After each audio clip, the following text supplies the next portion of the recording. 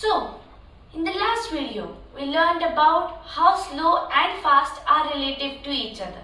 But to decide what if the thing is slow or fast or is faster than a thing, we need to know what is the time between them. What is the difference of time it is taking to travel from one place to another, or the time taken for the motion to be happening. So how important is time?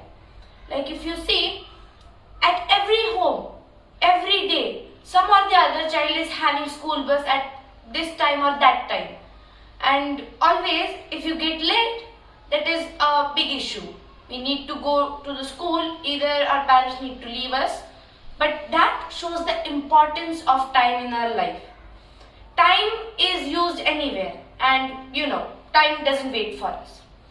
Now, the time which we know as the important structure of life, this time was also being counted years back.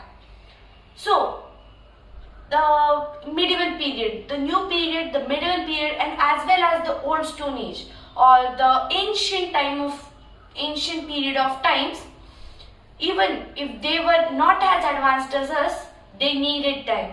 They were having the importance of time. How? Because they needed to travel from one place to another. They weren't having any job. They were just hunting for food, leaving, settling at some place, leaving again in the next morning. But they were not as advanced as we are right now. We are having clocks, we are having digital, analog, different types of clocks, and it is like everywhere, on mobiles, on tablets, and even if you are watching news, there is time on TV, right? So we don't lose time in this period. But what about then? The very first measurement of time was between the day and the night. The first sunrise to the sunset and to the next sunrise, what the time they count. That was the first way. The next thing, full moon to the other full moon. And the third, from one season to another season. But if you see, from one season to another season, it's a long period of time. It's like months taking to count that. But that was in the ancient period.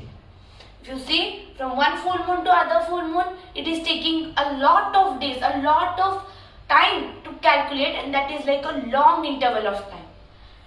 After a few days, after a few developments in the medieval and new period of ancient people, they decided to have some more advanced type of things which were needed to calculate time. So they were like sunglasses not, but hourglass, then water clocks, sundials. What are sundials? Sundial is a plate which is having markings on it, like we have on the clock when we are having it on an analog clock, and there is a triangle-like structure on it. So when the shadow falls on it, it will have the shadow on the number. So if the shadow is on head, it will form exactly parallel. As it moves like this, from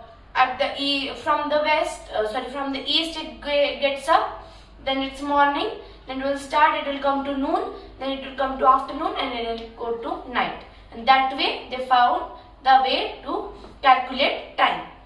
Now the next was the hourglass.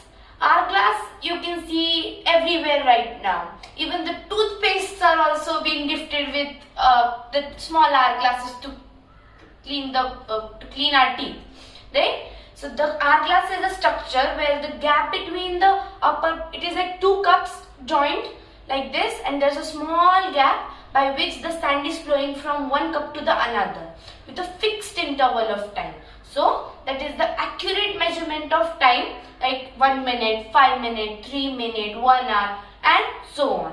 And the next was water clock. Water clock was advanced in those times. It was like really advanced structure of time. So water clocks were, there was a water tank down, and there was a mechanism attached to the analog clock.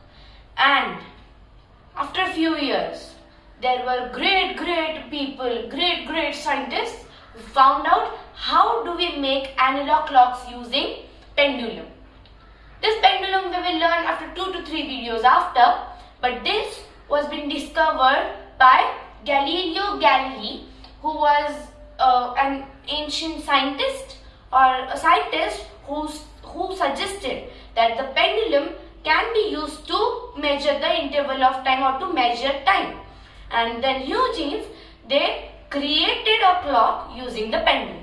This is how was the story from the full moon to the next full moon, to the sundials, to the hourglass, to the water clocks, and now we are having advanced clock, right? So we don't lose our time. In the next video, we are going to learn about units of time. See you in the next video.